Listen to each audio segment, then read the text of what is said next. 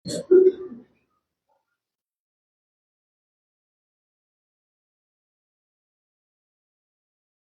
ada standing nggak ada.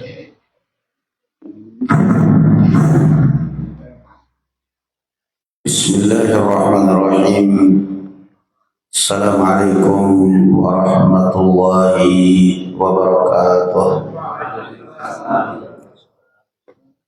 Innal hamdalillah nahmaduhu ta'ala wa nasta'inuhu wa nastaghfiruh.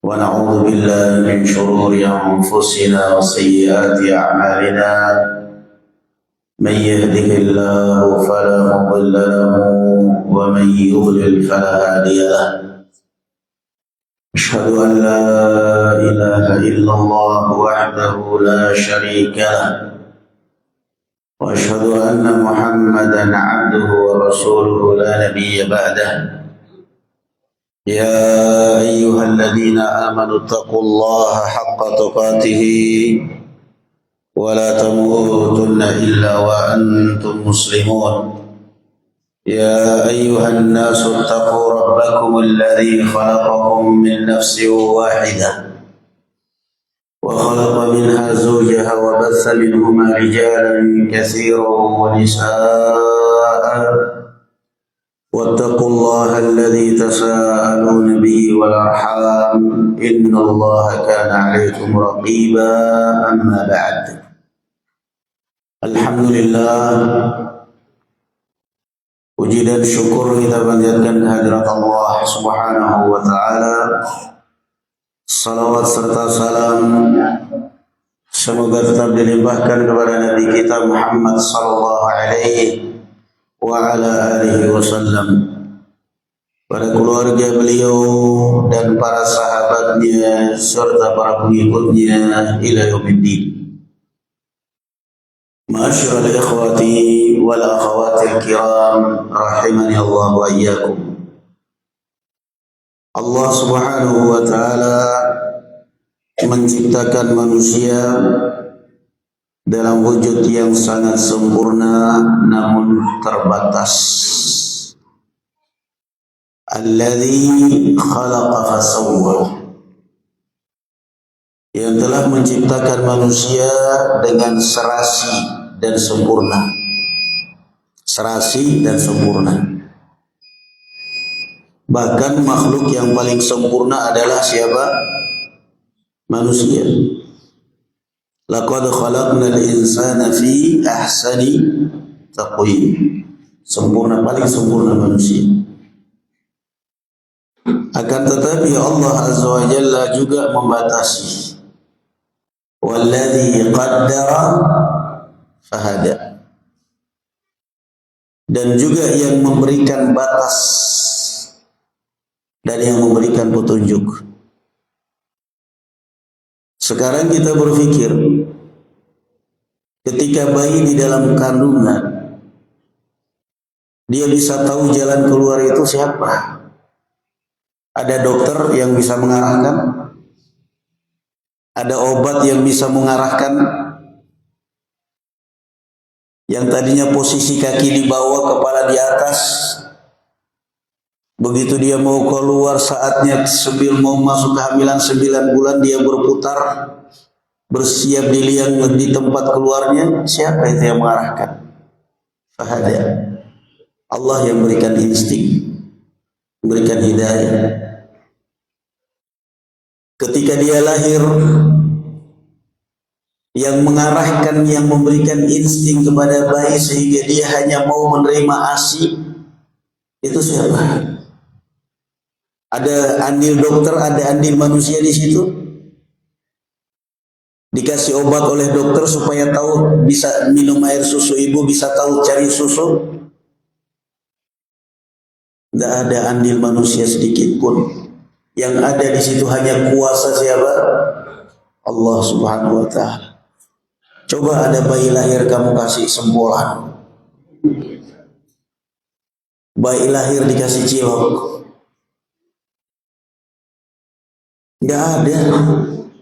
Bayi lahir dikasih duit, enggak ada.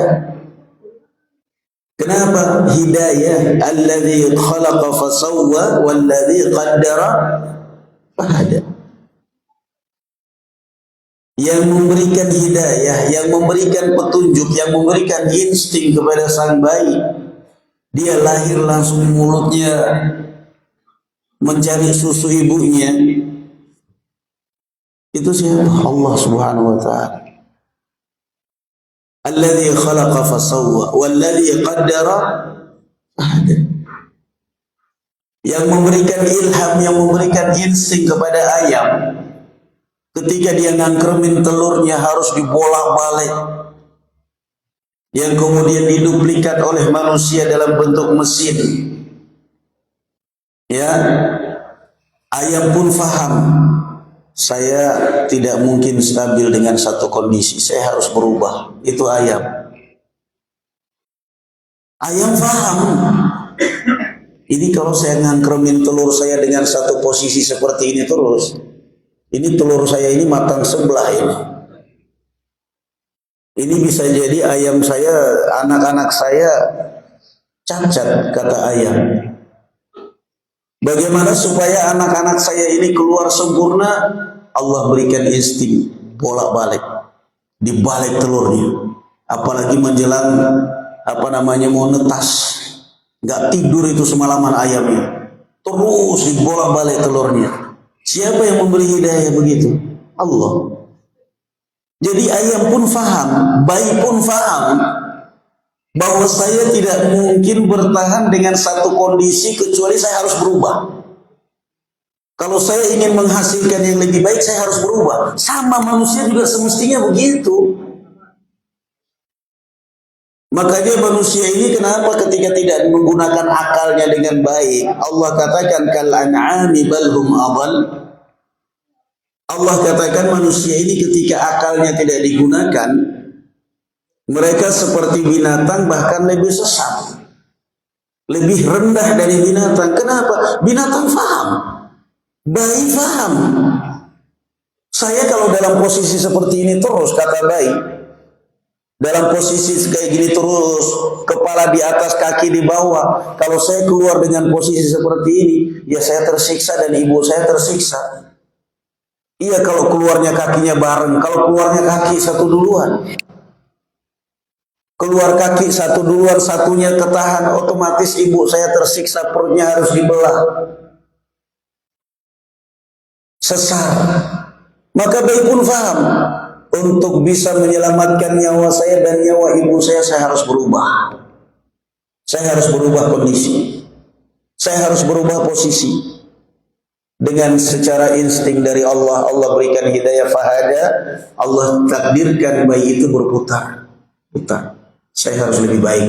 Saya harus atur posisi yang lebih baik supaya nyawa saya tertolong, supaya ibu saya tertolong. Ayam juga begitu. Kalau saya bertahan dengan satu kondisi seperti ini terus-terusan, kata ayam, saya nggak bakal menghasilkan anak. Saya nggak bakal menghasilkan turunan. Bakal cacat anak saya.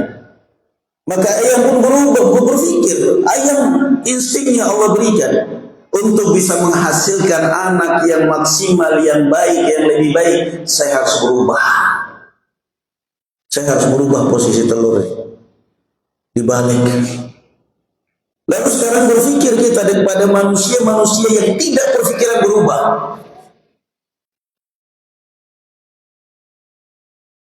Tiap hari nangis, tiap hari menjerit ekonomi, menjerit sedih, menjerit musibah, menjerit ujian, tapi nggak pernah berpikiran mau berubah. Dipanggil di rumah Allah Subhanahu wa taala, hayya 'alas shalah, hayya 'alal falah, budak. Nggak pernah berpikir, sampai kapan saya hidup di jalan? Ayam aja berpikir kalau mau lebih baik harus merubah posisi telur. Bayi aja faham untuk bisa selamat harus merubah posisi. Karena paling tidak kalau kepala saya di bawah, keluarnya gampang karena kepala cuma satu dibanding kalau kaki harus keluar duluan. Kepala juga meringankan ibu saya, paling yang ngedang keluarin kepala doang, begitu kepala keluar langsung brol, nggak sakit. Makanya kenapa wanita pada saat melahirkan dikatakan darah yang keluar melahirkan darah apa namanya? Darah apa? Darah orang wanita yang melahirkan dikatakan darah apa namanya? Nifas. Darah nifas. Padahal itu kan darah haid aslinya yang tertumpuk selama 9 bulan. Tapi kenapa dibilang darah nifas? Nifas itu berasal dari bahasa Arab nafasa yunaffisu nifasan, artinya bebas dari beban. 9 bulan terbebani dengan hamil, begitu lahir anak dikeluar hari langsung nifas, bebas. Darah nifas. Itu janin dan itu binatang. Ayam, hewan, dia berpikir, dia faham, Allah berikan hidayah bahwa kalau mau merubah lebih baik harus ada keinginan merubah sendiri. Tapi kalau tiap hari mau di depan sini juga masih bisa apa-apa. Kalau tiap hari nggak ada keinginan mau berubah, coba lihat itu. Nggak apa-apa di sini pun nggak apa-apa. Nggak apa-apa dekat sini nggak apa-apa. Nah, nanti semuanya kebagian sarapan. Walaupun yang duduk sini tetap dapat. So. Kalau ada saya nggak tahu. Jadi perhatikan. Berarti di sini coba perhatikan ya ikhwan. Wallazi qaddara fahada. Jadi sekarang Allah Azza wa Jalla sudah menciptakan kamu dalam sempurna. Dengan wujud yang sangat sempurna. Kemudian qaddara fahada. Kalau Anda tidak memanfaatkan hidayah di sini, Allah yang akan membentukkan Anda dengan qaddar. Wallazi qaddara fahada. Jadi kalau bayi tidak ada kesadaran untuk berputar posisi, kan ada juga bayi yang seperti itu kan, sudah saatnya lahir belum juga ganti posisi, sudah saatnya lahir belum juga berubah, sudah dibawa ke tukang urut diputar, bandel ini masih bayi aja sudah bandel, balik lagi. Sudah dibawa ke tukang urut, ke tukang dukun bayi, diputar posisinya. Kata dukun sudah aman insya Allah. 5 hari balik lagi, mutar lagi. Wah ini dari bayinya aja sudah bandel. Gimana besarnya? Coba itu yang bandel-bandel barangkali waktu bayinya seperti itu. Ada bayi yang seperti itu. Nah sekarang kamu bayi bertahan dengan satu posisi, nggak mau berubah, tetap nggak mau merubah posisi, nggak mau kepalanya ke bawah, nggak mau muter, maka nggak akan mungkin terus bertahan seperti itu. Qadar Allah yang akan memaksa bayi itu dengan takdirnya. Pokoknya kamu 9 bulan sudah harus keluar. 9 bulan bayinya sudah gak betah, ibunya sudah gak kuat, sudah semakin sakit karena ini semua bahkan ketuban pecah, itu semua sudah tidak ada alternatif. Alternatif terakhir ketika tetap tidak bisa dijalani oleh ketika barakallahu fikum tidak ada kesadaran dengan sendirinya, tidak ada insting yang diberikan oleh Allah tidak dimanfaatkan, maka Allah paksa dengan takdirnya. Belah perutnya. Mau gak mau harus dibelah perut ibunya. Karena dia harus keluar, gak mungkin tinggal di dalam perut 2 tahun. Keluar sudah bisa makan jagung, penuhnya udah giginya 2 tahun. Bahak. Kalau dulu kan tidak ada operasi sesar, Al-Imam Bahak. Kenapa dinamakan Bahak? Bahak itu orang yang tertawa. Keluar giginya udah penuh. Di dalam perut ibunya 2 tahun dia. Kan belum ada operasi sesar sama dahulu. Mau gak mau ya nunggu aja. Jadi manusia hanya 2. Anda manfaatkan kesadaran Anda, akal Anda dengan baik, rem syahwat Anda, rem nafsu Anda, rem keinginan Anda. Kalau tidak, Allah yang akan rem Anda lewat alam ciptaannya. Itu Allah Subhanahu wa ta'ala. Walladzi qaddara fahada. Coba perhatikan. Allah Azza wa Jalla mengatakan laqad khalaqnal insana fi ahsani taqwim. Kami ciptakan manusia ini dalam wujud yang sempurna. Karena kalau kita berbicara, bukankah malaikat makhluk yang sempurna? Sempurna tidak malaikat? Hah? Sempurna kan? Nah, kambing sempurna tidak? Sempurna. Karena badannya memanjang, maka Allah kasih kaki 4. Ayam, burung pendek, Allah kasih kaki 2 cukup. Sempurna tidak? Sempurna. Lalu kenapa manusia dikatakan fi ahsani taqwim? Wujud yang paling sempurna. Mau dibilang manusia punya mata, ya kambing juga punya mata. Tapi coba kita lihat kata Imam Ibnul Qayyim Al-Jauziyah rahimahullah ta'ala.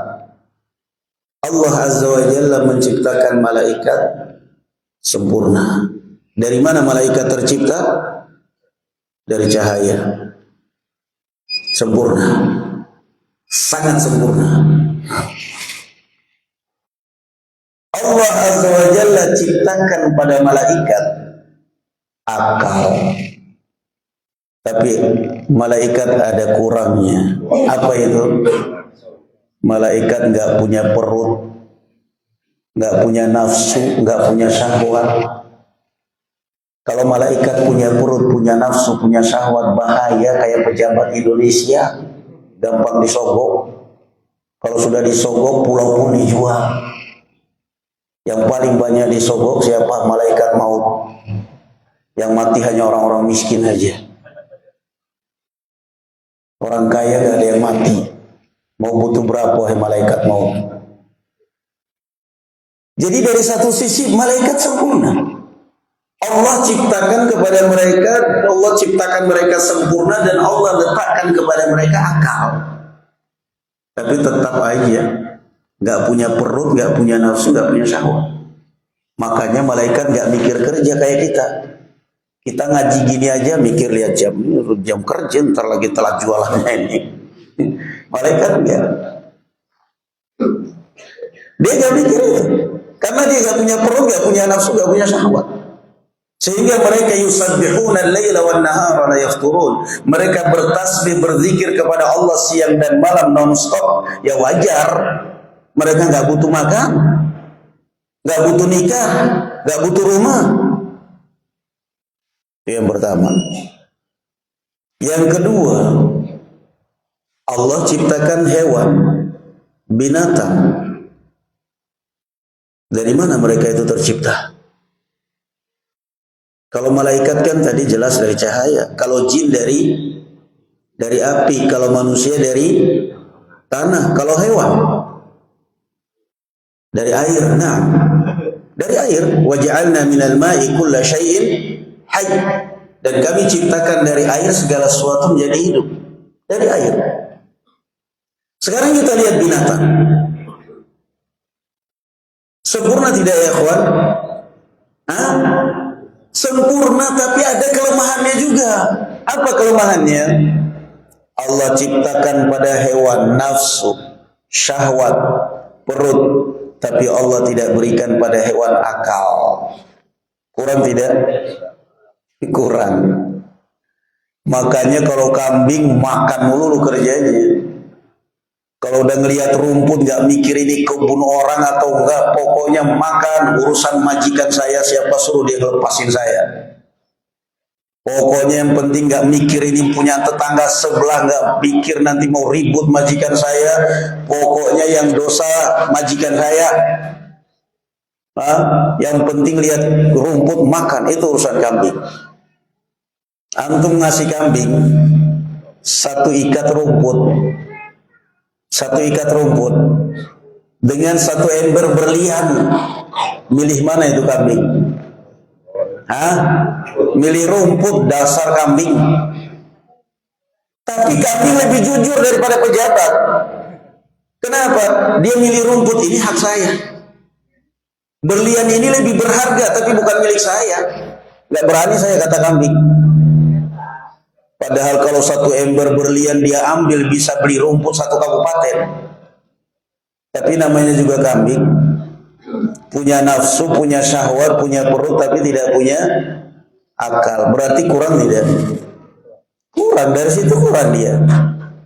Sementara Allah ciptakan manusia dan Allah berikan unsur malaikatnya ada pada manusia, yaitu apa? Hah? Akal. Unsur malaikatnya ada pada manusia, unsur hewannya ada pada manusia, yaitu apa? Nafsu, perut, dan syahwat. Sudah. Maka Allah, manusia makan, minum, kerja karena apa? Nikah karena apa? Nafsu dan syahwat. Ada perut, ada nafsu, ada syahwat. Kemudian barakallahu fikum, manusia bisa membatasi diri dengan yang halal dan jauh dari yang haram. Yang bekerja apa itu? Akal. Iya kan? Saya tahu ini halal, sudah saya makan. Ini haram enggak, walaupun saya doyan, walaupun saya ingin. Saya tahu ini halal, ini istri saya, ini yang halal, itu enggak halal. Memang dia lebih cantik dari istri saya, lebih muda dari istri saya, tapi kan bukan hak saya, haram. Enggak, nikmatin yang ada aja sudah halal. Itu yang bekerja siapa di situ? Akal. Akal lah yang mengantarkan kita kepada Al-Quran, kepada Sunnah. Maka kata Imam Ibnul Qayyim, kalau manusia sudah lebih mengedepankan nafsu dan syahwatnya daripada akalnya, lebih mirip dengan siapa? Hewan. Tapi kalau selalu mengedepankan remnya, yaitu akal, akal itu remnya, maka dia lebih mirip dengan siapa? Malaikat. Sampai ada pembahasan di dalam kitab ulama dan juga bahkan dibahas oleh Syekhul Islam. Mana yang lebih utama, orang soleh atau malaikat? Kira-kira sekilas menurut antum mana yang lebih utama? Malaikat atau orang soleh? Kenapa? Hah? Orang soleh punya nafsu, jadi untuk soleh itu perlu perjuangan. Iya kan? Iya kan? Oh iya, perlu perjuangan. Sudah punya istri aja masih aja ngelihat perempuan masih kayak gitu juga. Jadi untuk bisa qanaah, bisa tenang di rumah, udah satu tenang, itu perlu perjuangan tidak? Perlu, dan sangat bahkan kan? Sangat. Sudah punya istri masih aja ngelirik tetangga, istri tetangga. Jadi orang soleh untuk bisa soleh perjuangannya berat. Mending sehari dua hari, seumur hidup.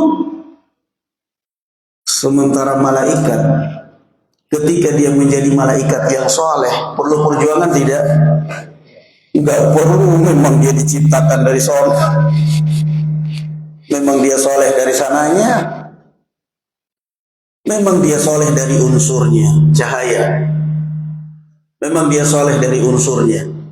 Kemudian soleh dari penciptaan. Tanpa nafsu, tanpa syahwat. Itu faktornya. Kenapa dibahas itu?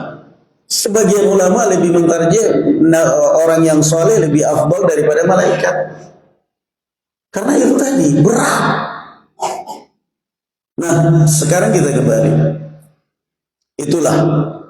Jadi ketika Allah Azza wa Jalla menciptakan manusia, laqad khalaqnal insana fi ahsani taqwim. Kami ciptakan manusia ini dalam wujud yang sempurna. Unsur malaikatnya ada, yaitu akal.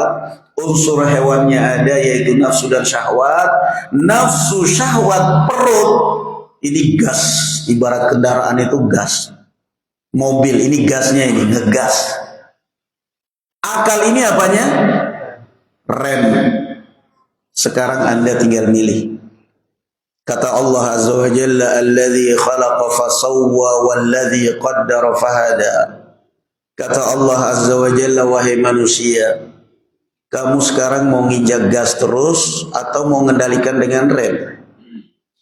Kalau kamu mau bisa mengendalikan rem dengan tepat, dengan baik, aman. Kamu tidak bisa mengendalikan rem, maunya ngegas terus, akan direm oleh ciptaan saya, kata Allah. Kamu nyopir, kamu bisa mengendalikan mana rem, mana gas, aman, selamat. Kamu tidak bisa mengendalikan rem, maunya ngegas terus, entar kamu akan direm tiang listrik, kamu akan direm oleh trotoar, kamu akan direm oleh mobil tronton di depan kamu, akhirnya kamu akan mati. Itu yang dinamakan qaddar fahada. Kamu mengendalikan rem kamu dengan baik, atau kalau tidak, kata Allah, saya akan rem kamu dengan makhluk saya. Habis. Manusia kan begitu. Dari kaumnya Nabi Nuh, dikendalikan oleh Nabi Nuh. Wahai kaumku, itu rem, gas kalian itu maksiat kalian, kafirnya kalian, dosa kalian, rem. Gak mau mereka, tetap sombong, ngegas terus sudah. Tetap aja ngegas dengan syahwatnya, dengan nafsunya. Nabi Nuh mengatakan, ya Allah, sudah berbagai macam cara saya mendakwai kaum saya ini. Ketika saya mendakwai mereka secara terang-terangan gak berhasil, saya doai mereka secara perorangan. Saya bujuk mereka, saya ajak ngobrol mereka secara pribadi. Barangkali itu secara pribadi kan biasanya lebih menyentuh. Ternyata apa? Ja'alu asabi'ahum fi adhanihim wastaghshaw thiyabahum wa asarru wastakbaru istikbar. Ternyata ketika saya dekati mereka orang per orang, dari hati ke hati, mereka justru ja'alu asabi'ahum, jari mereka nutup, telinga mereka ditutup dengan jari jemari mereka supaya tidak mendengar apa yang diucapkan oleh Nabi Nuh. Lebih dari itu apa?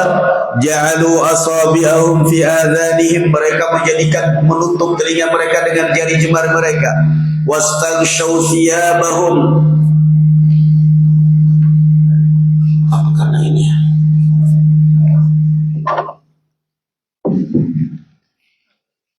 Ja'alu asabi'ahum wastaghshaw thiyabahum. Mereka menutup kepala-kepala mereka dengan sarung-sarung mereka. Tutup telinga, tutup kepala dengan sarung supaya nggak ngelihat Nabi Nuh. Diingatkan oleh Nabi Nuh, wahai kaumku, ayo rem. Kalian diberi akal oleh Allah Azza wa Jalla, ayo rem. Kalau kalian tidak mau ngerem, Allah yang akan ngerem kalian. Pada akhirnya apa? Mereka ngerem sendiri atau Allah yang ngerem mereka? Allah yang ngerem mereka. Terakhir Nabi Nuh doanya apa? Rabbi la tadhar 'alal ardi minal kafirina dayyara. Ya Allah, jangan engkau biarkan satupun orang kafir hidup di dunia ini. Doanya Nabi Nuh makbul gak? Kenapa ada Donald Trump? Kan antum bilang doanya Nabi Nuh makbul. Kata Nabi Nuh, jangan engkau biarkan satupun orang kafir di dunia ini. Satupun orang kafir hidup di dunia, jangan engkau biarkan ya Allah. Antum katakan makbul, kenapa ada Donald Trump? Ujian. Tapi kan Nabi Nuh, kata antum kan Allah kabulkan doanya Nabi Nuh. Nah, Nabi Nuh itu mendoakan kaumnya saja. Kalau seandainya kita bisa usul saat itu, kalau kita sudah hidup, wahai Nabi Nuh, tambahin dikit doanya apa sampai hari kiamat, nggak enak. Coba kalau Nabi Nuh berdoa, ya Allah jangan biarkan satupun orang kafir hidup di dunia sampai hari kiamat. Wah, aman. Gak ada orang kafir. Kafir nanti kalau sudah hari kiamat baru ada siapa Dajjal keluar. Tapi karena Nabi Nuh cuma mendoakan kaumnya, Allah kabulkan, hancur semua kaumnya. termasuk anaknya, istrinya hancur. Anaknya Kanaan, istrinya tenggelam semua. Kenapa didoakan? Jadi manusia seperti itu. Anda mau ngerem, Anda mau netralkan hidup Anda, mau berubah sendiri, mau istiqamah di atas kebenaran dengan sendirinya kamu ini, atau kalau tidak, biarkan Allah Azza wa Jalla yang akan menentukan nasibmu, menghancurkan hidupmu. Selesai. Anda mau ngerem diri Anda dari zina atau tidak? Atau Anda mau mengikuti nafsu, mau mengikuti syahwat? Kalau Anda tidak mau ngerem diri Anda, kata Allah Azza wa Jalla, biar saya yang akan rem di umur 40 tahun, di umur 30 tahun, hancur hidup kamu dengan penyakit. Hancur kehidupan istri kamu dengan penyakit, hancur kehidupan kamu dengan penyakit. Baru umur 40 tahun sudah lumpuh, sudah ini, sudah macam-macam. Kenapa? Kata Allah Azza wa Jalla, wahai manusia, kamu berubah. Kalau tidak mau berubah, kamu ayo berhenti dengan sendiri. Kamu sadar dengan sendiri kamu. Kalau tidak, alladzi qaddara fahada. Kalau tidak, saya yang akan menghentikan kamu.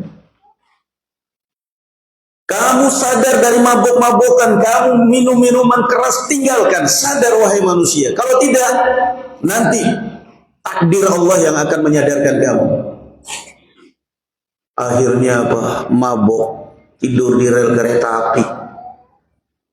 Begitu melewat kereta api langsung inna lillahi wa inna ilaihi raji'un. Habis. Hanya sampai itu sudah. Manusia kamu sadar sendiri, atau kalau tidak, bukan alam ya, jangan pernah mengatakan alam yang menyadarkan, gak ada. Alam gak punya kekuatan apapun. Alam murka, kekuatan alam itu semua adalah ungkapan-ungkapan ateis yang keluar dari orang yang tidak kenal Allah Subhanahu wa Ta'ala. Gak ada. Alam semesta ini yang gerakkan semuanya siapa? Allah. Kekuatan Allah Azza wa Jalla lewat alamnya Allah takdirkan begitu. Berhenti, atau kalau tidak, Allah yang akan menghentikan kamu. Abu Lahab. Abu Lahab. Abu Lahab itu Masya Allah, itu bukan lagi 28, bukan lagi 23-nya Nabi. Pamannya satu kali langsung Nabi. Jadi kalau di Indonesia mungkin Habib itu panggilan. Abu Lahab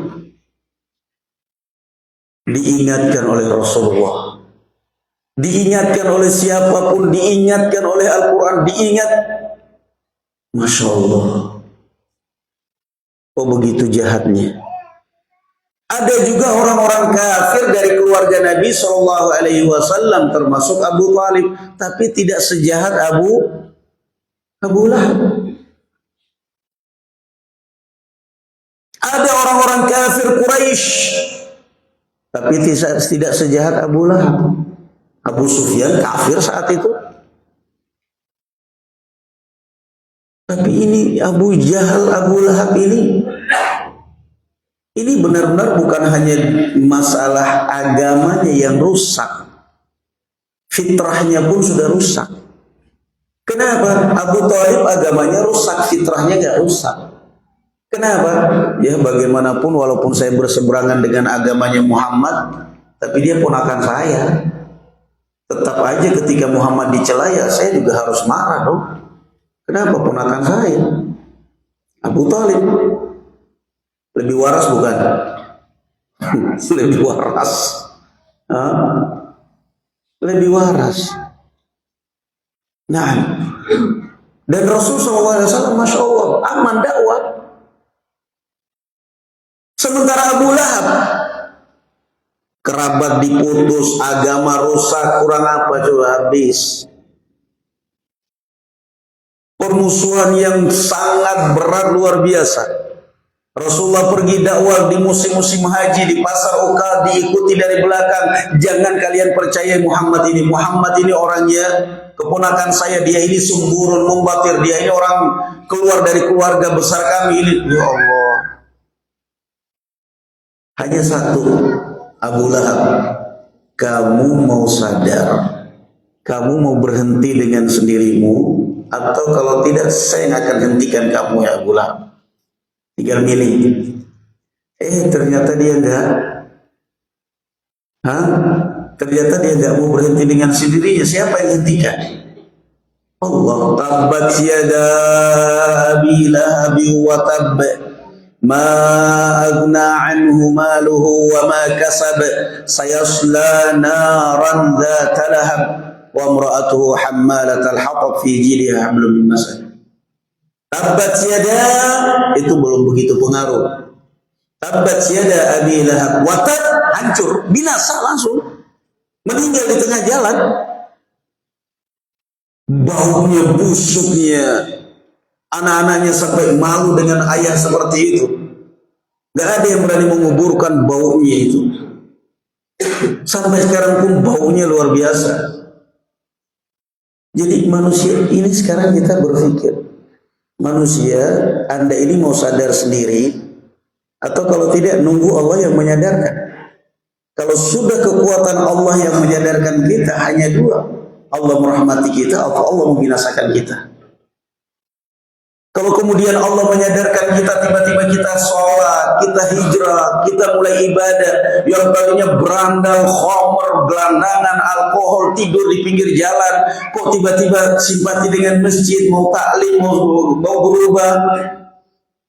Itu berarti Allah merahmati kita. Tapi kalau ternyata Allah menyadarkan kita dengan penyakit, kolesterol, gula darah, manusia waktu mudanya kerja foya-foya, gak pernah mikir ibadah, gak pernah mikir masjid. Kerja. Karena apa kata dia? Prinsip sukses, kunci sukses itu kerja keras. Semenjak kapan kunci sukses kerja keras? Kalau mau bicara kunci sukses kerja keras, orang yang paling sukses itu kuli bangunan. Kuli bangunan kerja keras enggak?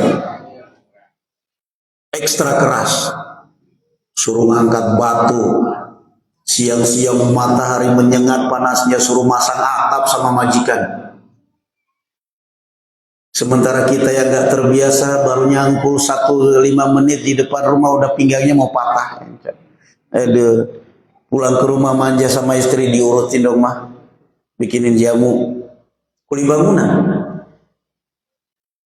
Sehari kayak mau manja sama istri, capek hari ini saya gak mau berangkat kerja, istri ngamuk. Gak kerja mau makan apa tuh? Itu utang udah numpuk di tetangga. Pergi sambil nunduk, sedih, bangun sedih. Tapi sesedih-sedihnya kuli bangunan, ya tetap aja harus konsentrasi kerja. Kenapa? Kalau nggak konsentrasi nggak dibayar.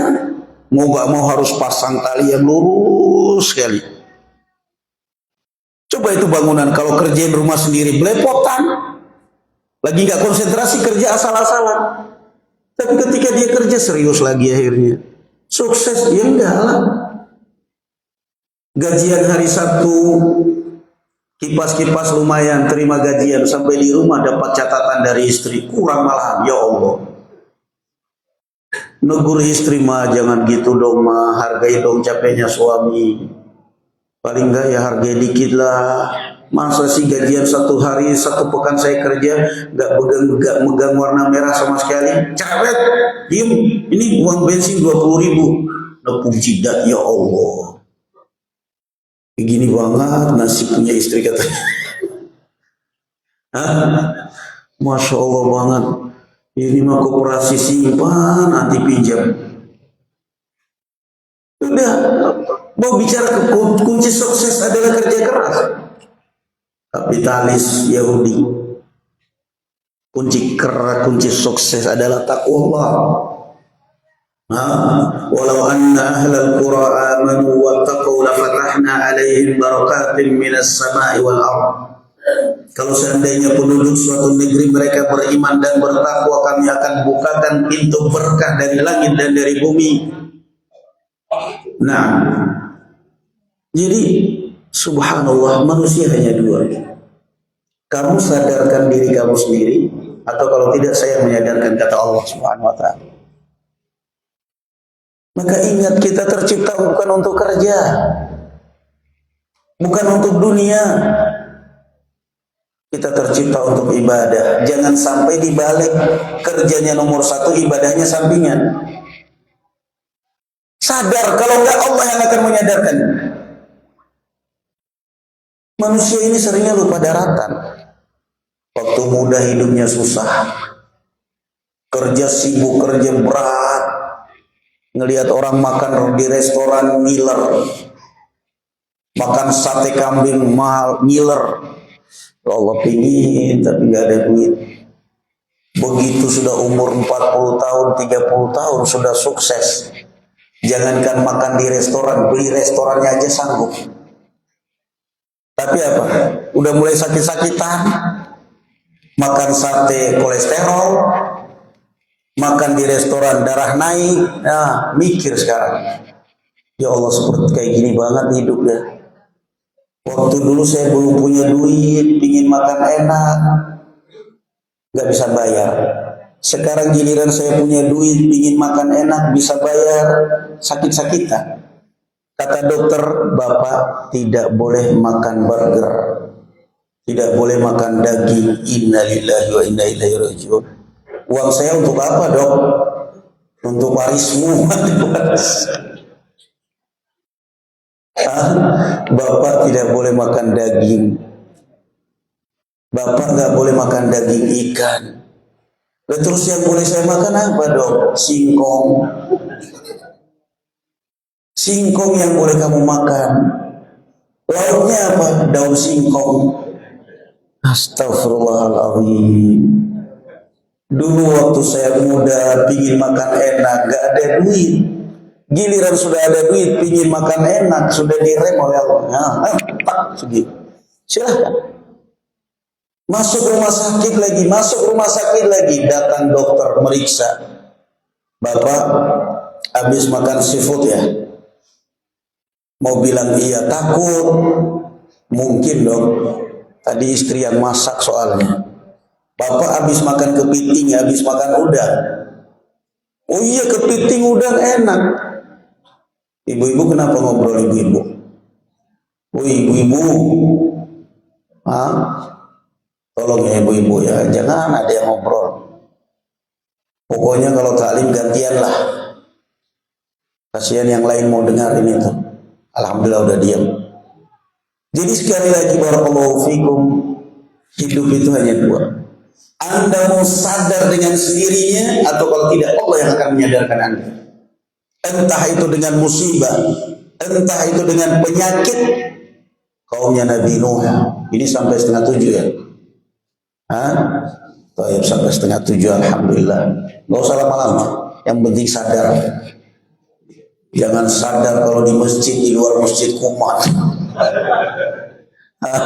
Dari rumah pakai gamis, pakai baju koko, sampai di mobil ganti. Terakhir coba, kaumnya Nabi Nuh. Masih Allah rahmati mereka. Kaumnya Nabi Yunus. Kaumnya Nabi Yunus, coba lihat, perhatikan. Nabi Yunus pergi meninggalkan mereka dari Nainawa, Irak, naik kapal, sampai akhirnya dibuang di tengah laut oleh kaumnya. Allah mendatangkan azab kepada kaumnya. Di atas awan, di atas mereka awan hitam pekat, azab sudah siap. Ini kan sudah ini ancaman. Wahai kaumnya Nabi Nuh, kalian mau sadar atau modar? Ternyata mereka sadar. Jadi Allah Azza wa Jalla ketika memberikan kepada kita penyakit itu sudah peringatan itu. Kamu ini mau sadar atau mau modar? Kamu sadar, ayo sholat, ayo masuk masjid, ayo ngaji. Kalau enggak, modar kamu. Ditinggal oleh Nabi Yunus. Gak apa-apa, sambil minum aja santai. Sedikit ini udah penutupan ini. Ditinggal oleh Nabi Yunus. Azab datang. Tapi subhanallah, selamat mereka. Begitu mereka melihat awan hitam mendung di atas langit, langit sudah tidak kelihatan, yang kelihatan hanya awan hitam. Mereka sadar, ini azab. Nabi Nuh, Nabi Yunus sebelum pergi sudah mengingatkan kita. Mereka pun akhirnya keluar dari rumah-rumah mereka, meninggalkan rumah-rumah mereka, anak, istri, umpamanya ternak, mereka semua ke gunung. Mereka istighfar, mereka taubat kepada Allah, mereka memanggil untuk kembali pulang. Itu Nabi Nuh, Nabi Yunus. Mereka beriman, illa qauma Yunus lamma amanu kashafna anhum adzabal khizyi fil hayatid dunya.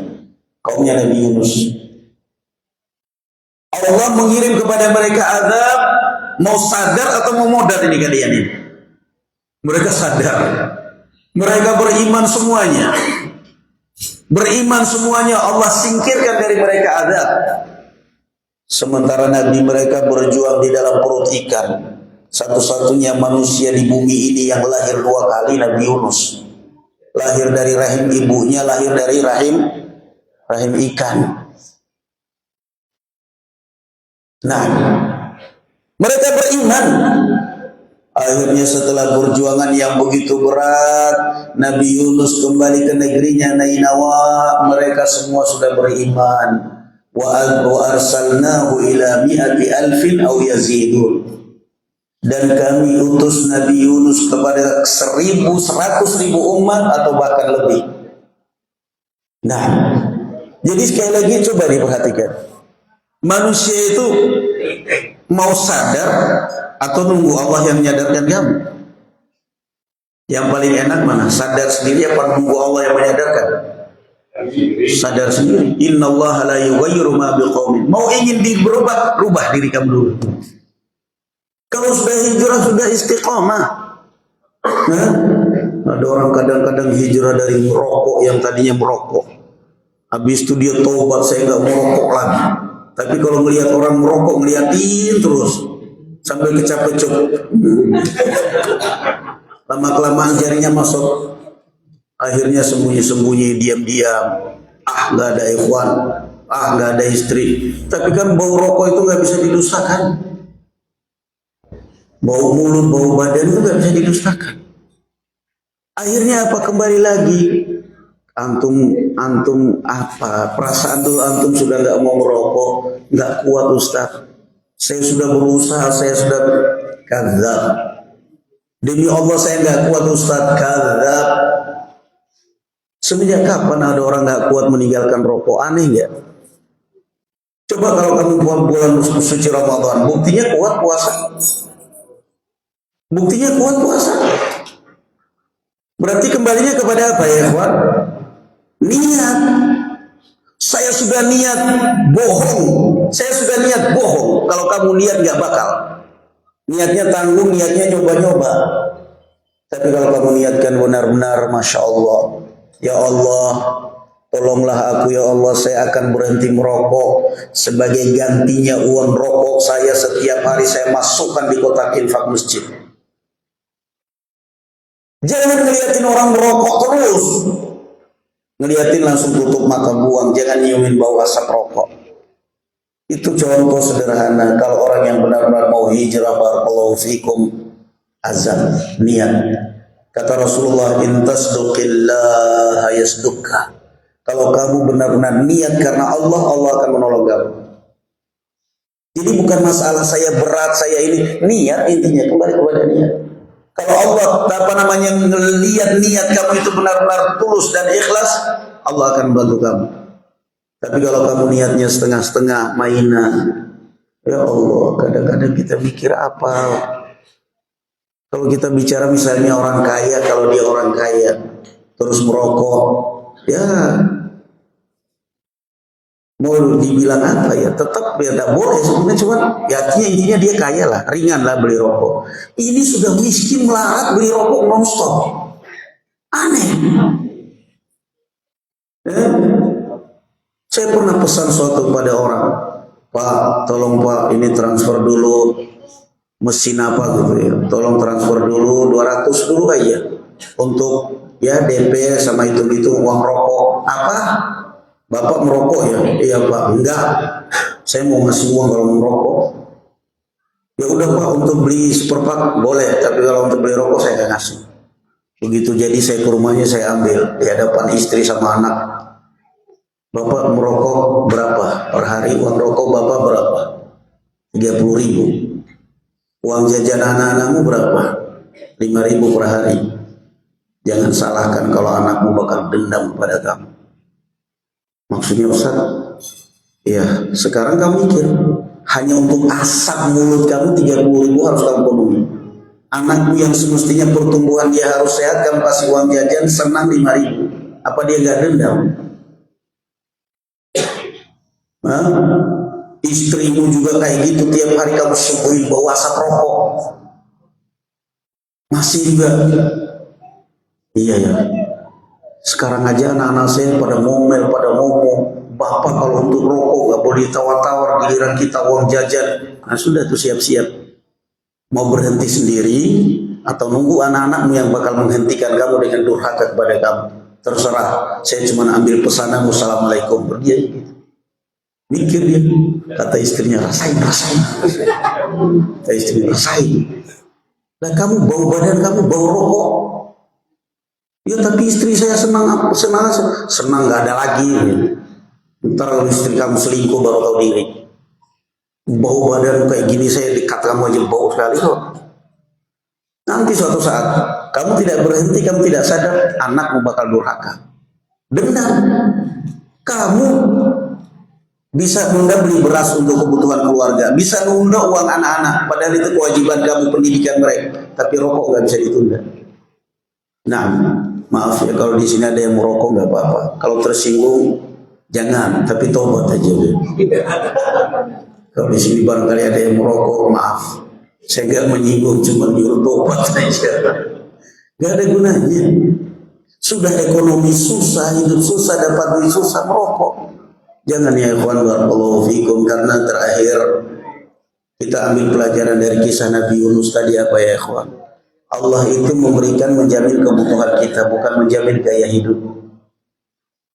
Allah menjamin apa? Kebutuhan, bukan gaya hidup. Hidup itu gampang, mudah. Yang susah itu gaya hidup. Ketika Nabi Yunus di dalam perut ikan, apa yang dibutuhkan? Napas doang kan? Napas doang kan? Dalam perut ikan apa yang dibutuhkan Nabi Yunus? Napas. Ya udah Allah berikan oksigen. Ketika Allah muntahkan di pinggir pantai, yang dibutuhkan oleh Yunus apa? Emas, berlian. Kalau seandainya di pinggir pantai Allah kasih emas, mau makan emas? Gak ada. Yang dibutuhkan Nabi Yunus air sama air, ini makanan. Sudah dimuntahkan oleh ikan di pinggir pantai, yang ada pasir sama laut. Masa makan pasir, minum lautnya? Nggak mungkin. Kebutuhan Nabi Yunus apa? Makan, minum. Maka Allah tumbuhkan di sampingnya Nabi Yunus ketika tidur yaqtin, wa ambatsna alaihi syajaratan min yaqtin, semangka. Dagingnya dimakan, airnya menghilangkan dahaga. Sudah, itulah manusia. Allah menjamin manusia, kebutuhan sudah dijamin. Yang susah, yang berat itu gaya hidup. Kalau orang hidup cuma untuk kebutuhan, cukup. Makanya orang-orang tua kita begitu. Ustadz kenapa? Ada yang nanya ke saya, Ustadz kenapa? Dulu orang tua kita kok bisa hidup tenang, padahal bukan pegawai, gak ada gajian, gak ada kerjaan. Saya ini suami istri gajian anak 2, tapi tiap bulan ngos-ngosan. Kenapa? Itulah bedanya. Kalau dulu orang-orang tua kita mereka bekerja untuk hidup, ngidupin anak. Kalau kita sekarang bekerja untuk gaya hidup, sudah punya mobil, ngelihat mobil lebih mewah, pengen. Kalau orang tua kita dulu mereka enggak, penting hidup. Nah, cukup orang tua kalian yang sengsara ya nak, kalian harus berubah, harus menjadi lebih baik, harus doa mereka makbul. Kenapa? Mereka hidupnya mengikuti, menyesuaikan kebutuhan. Sekarang yang bikin kita berat apa? Hidup menyesuaikan apa? Gaya hidup. Ngaji tiap hari, ibu-ibu ngaji tiap hari, taklim tiap hari, tauladannya Indosiar, sinetron. Itu kan gaya hidup. Istri nyentak suami, melototin suami, itu pengajian apa Indosiar? Nah, Indosiar kan, itulah yang dikatakan tuntunan jadi tontonan, tontonan jadi tuntunan. Jadi tiap hari nonton info selebriti, pamer harta. Yo, kenapa saya nggak begitu? Turunan korun ditonton. Yang pamer harta itu siapa dalam Al-Quran? Korun kan? Jadi itu bukan insar sebenarnya, inkor. Info keturunan korun. Lah yang pamer harta kan korun. Oh, ini rumah begini, ini nggak taunya dari hasil jual barang haram. Yang pamer harta itu korun. Jadi barakallahu fikum, hidup itu dinikmati, sadar selalu, kembali ke jalan yang benar. Ketika kita melenceng, cepat kembali. Kenapa? Kalau tidak kita kembali cepat ke jalan yang benar, nanti suatu saat Allah yang akan menyadarkan kita dengan musibah, dengan bala, na'udzubillah, ngeri. Maka sadar dengan sendiri kita sebelum musibah datang. Mudah-mudahan Allah Azza wa Jalla senantiasa memberikan kita istiqamah di atas kebenaran, senantiasa melunakkan hati kita untuk selalu tunduk dan beribadah kepadanya. Dan mudah-mudahan Allah Azza wa Jalla membukakan pintu berkah, pintu rezeki, pintu berkah dari langit dan dari bumi. Dan semoga Allah menjauhkan kita dari penyakit, dari musibah dan bala. Amin ya rabbal alamin. Wa barakallahu fikum. Subhanakallahumma bihamdik, asyhadu an la ilaha illa anta, astaghfiruka wa atubu ilaik. Assalamualaikum warahmatullahi wabarakatuh.